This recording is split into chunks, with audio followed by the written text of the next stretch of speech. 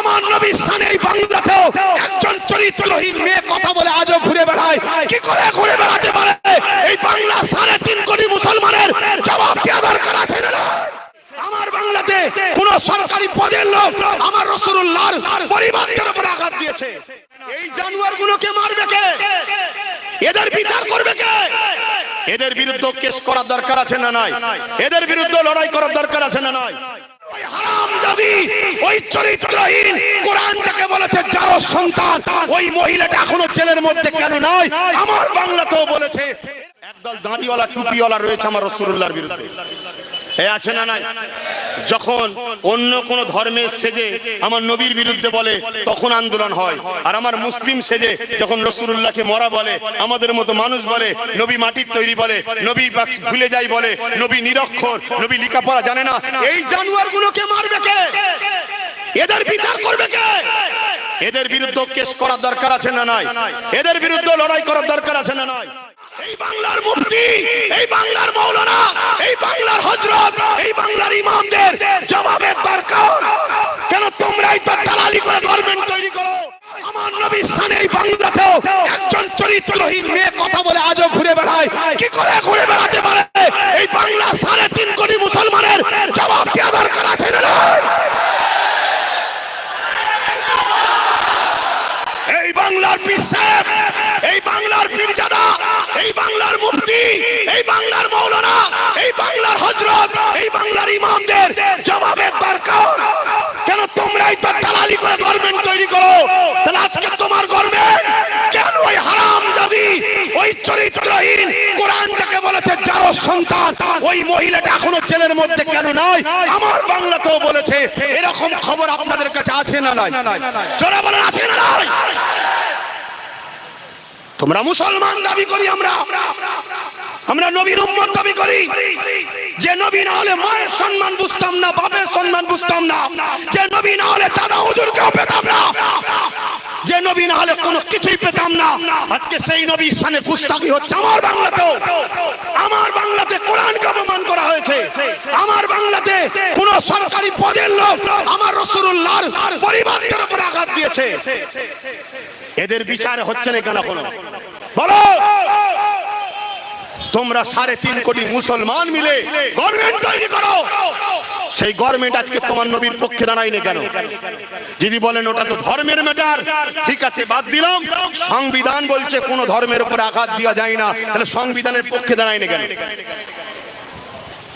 আল্লাহর গজব আসার আগে পরিবর্তন হও, শুধরে যাও, শুধরে যাও।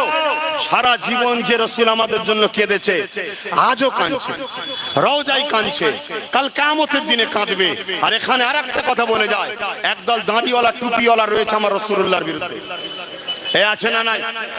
যখন অন্য কোন ধর্মের সেজে আমার নবীর বিরুদ্ধে বলে তখন আন্দোলন হয়, আর আমার মুসলিম সেজে যখন রাসূলুল্লাহকে মরা বলে, আমাদের মতো মানুষ বলে, নবী মাটির তৈরি বলে, নবী ভুলে যাই বলে, নবী নিরক্ষর, নবী লেখাপড়া জানে না, এই জানোয়ারগুলোকে মারবে কে? এদের বিচার করবে কে? এদের বিরুদ্ধে কেস করার দরকার আছে না নাই? এদের বিরুদ্ধে লড়াই করার দরকার আছে না নাই? ওঠো আগামী দিন যুব সমাজ, ওঠো। প্রত্যেককে হুকুম দিচ্ছি, আগামী দিন আহলে সুন্নাত ওয়াল জামাত এবং আমার ভালোবাসার মানুষ প্রত্যেককে হকি ব্যাট বল খেলা শিখতেই হবে। হকি ব্যাট বল খেলা শিখতেই হবে। কারো ঘরে যদি হকি ব্যাট বল না থাকে, যদি জানতে পারি, তাকে সংগঠন থেকে বাদ দেবো। এই শুনছেন না শোনেননি? হকি ব্যাট বল খেলা শেখো, শুনছেন? একদম খুলে আম বলছি, শরীর চর্চা করো, তবে শরীর ফ্যাক্টরি ভালো থাকবে। ফজরের পরে আর ঘুম হবে না, শরীর তবে চাঙ্গা থাকবে। আমরা তো ঝিমিয়ে গেছি, খেলাধুলা ছেড়ে দিয়েছি, শরীর ঝিমিয়ে গেছে। আরে ওঠো, কিসের তুমি ইমানদার দাবি করছো? কিসের তুমি কি বলে নিজেকে সভ্য দাবি করছো? আমার রাসূলুল্লাহর বিরুদ্ধে যেখানে কথা হয়, সেখানে আর কোনো কথা চলে না। কথা মাথায় ঢুকছে? সর্বকালে সর্বশ্রেষ্ঠ, সর্বদিক দিয়ে যিনি উত্তম, তিনি হলেন মুহাম্মদুর রাসূল। জোরে বলুন সুবহানাল্লাহ।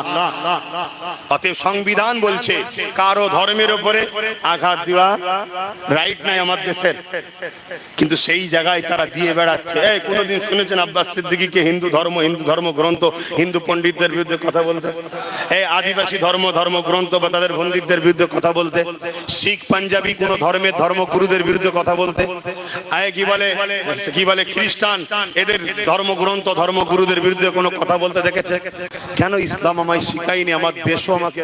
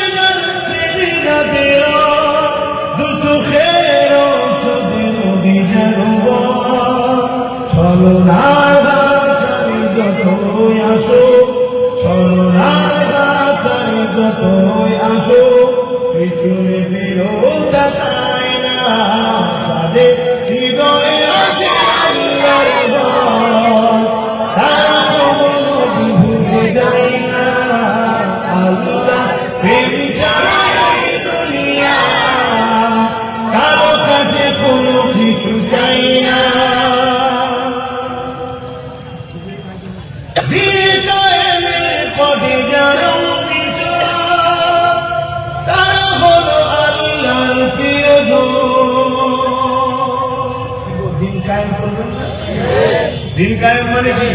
জুলুমকে খতম, ন্যায়কে প্রতিষ্ঠিত। মনে থাকবে তো? হ্যাঁ, অনেকে তোমাদেরকে দেখে 23 মানে কনসেপ্ট করা ছেলেরা কি বোঝে। হ্যাঁ, এদের মধ্যে এটা যেমন খারাপ আছে, অপর দিকে এদের মধ্যে একটা ভালো গুণ আছে, এরা অন্যায়ের বিরুদ্ধে ন্যায়ের পক্ষে দাঁড়ায়। শুনছেন তো? আর তোমার মুখে দাড়ি টুপি দেখতে তো ভালো লাগছে, আর তুমি এদিকে অন্যায়ের সঙ্গে টেবিলের তলায় হাত লাগিয়ে দেবে। এটা খারাপ নয়? হ্যাঁ, দিন কায়েমের পথে যারা অবিচল, তারা হলো আল্লাহর প্রিয়জন। বাতিলের কাছে যারা হার মানে না,